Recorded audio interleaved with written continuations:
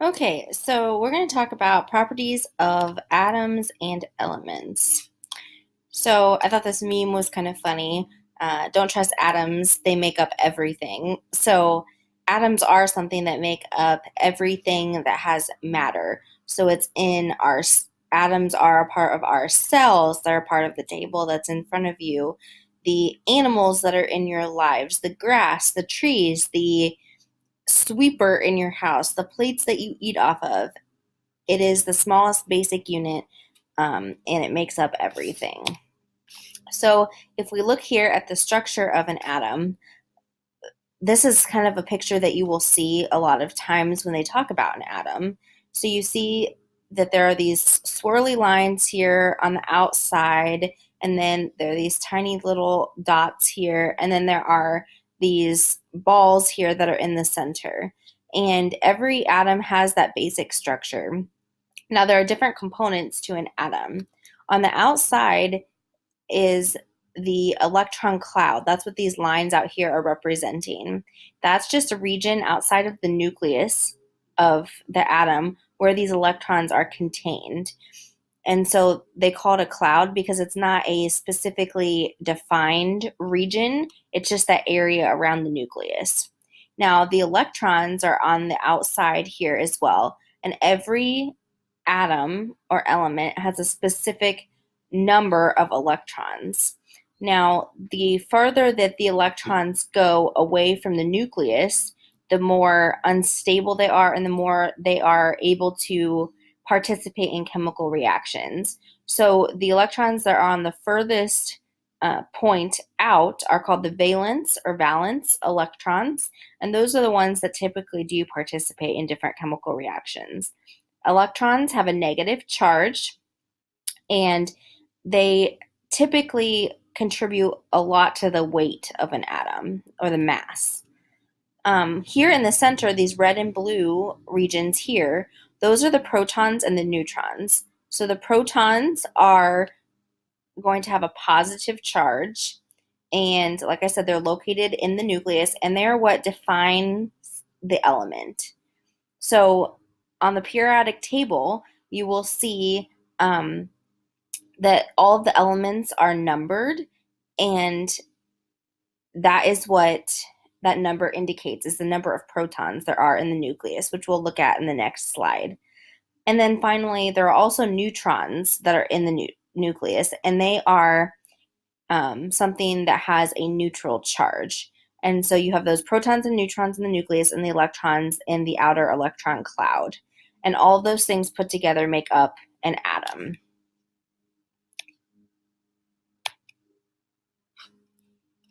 So atoms have to be able to interact with one another.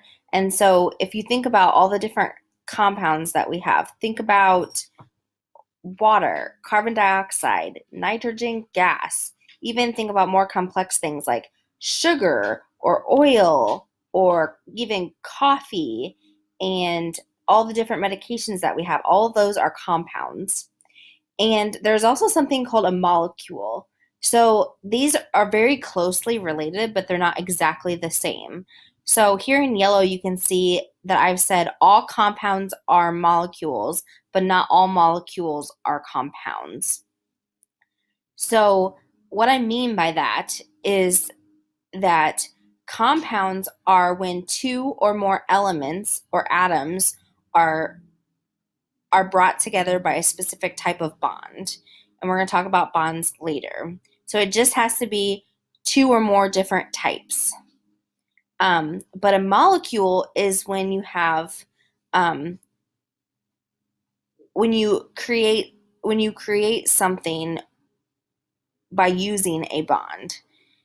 So the difference being that a compound, like on the left, you have two different types of atoms. So this is a molecule of carbon dioxide. So the red are the oxygen and the black is the carbon. And that's two different elements. So that is a compound. And it's also a molecule because you're using bonds to bring two different atoms or elements together. Now on the right, you have oxygen, which oxygen that we breathe in is something that it's not just O, it has to be O2. Anytime you see oxygen, you always see O2 because when you get to chemistry, you'll learn that it's a type of um, element that has to be paired with something else to be able to be functioning. So that is considered a molecule because there's a bond between those two oxygen molecules, but it's not a compound because there's only one element present.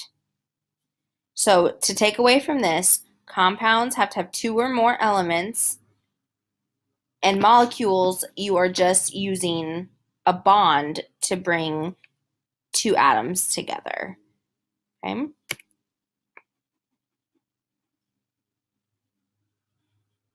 And I think, so let's go back here and look at um, what elements specifically are. So elements are like the pure form of a substance. So if you look at the periodic table, all of those are elements. And things like gold, tin, helium, hydrogen, nitrogen, fluorine, tungsten, silver, all of those things that I know most of you have heard of.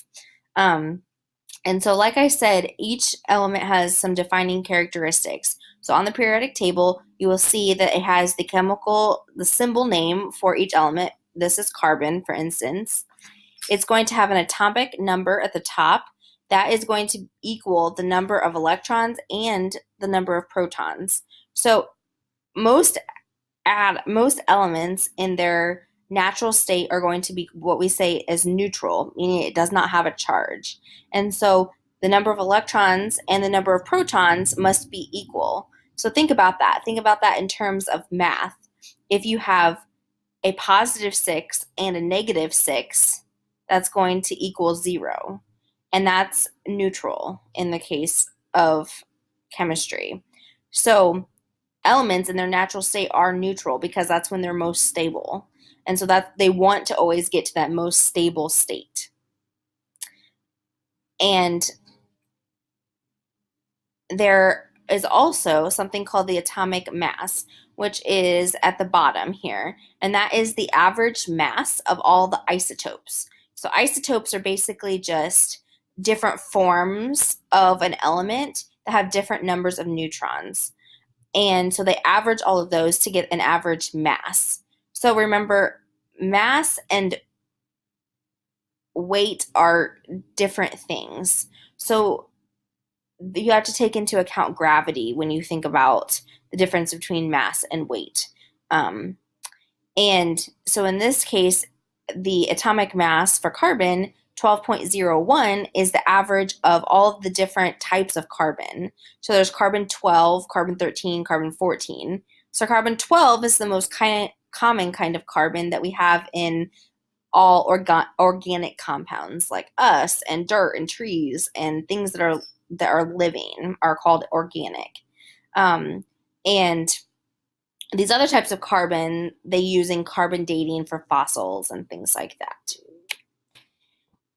So now that we kind of know what elements are and what compounds are, we have to learn how compounds are formed.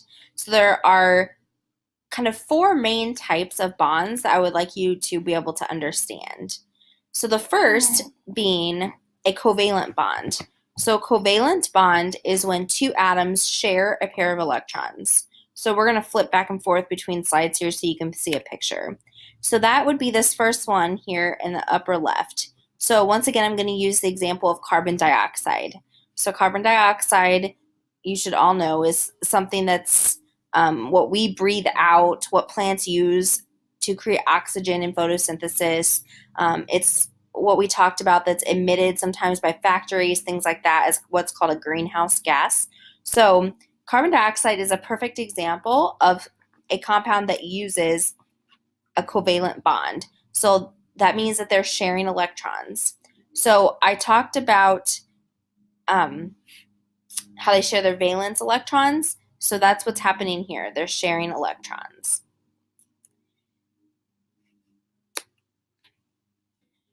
The next type is ionic. So this is where ions are created. And ions are simply atoms that have a charge. So that could be positive or negative. So if an atom has a positive charge, so let's think about that. Protons have a positive charge and electrons have a negative charge. When they're neutral, those two are equal, meaning there's an equal number of neutrons, an equal number of protons. Now, if an atom becomes positive, which one would it have more of? It would have more protons, right? Because you need more of a positive charge.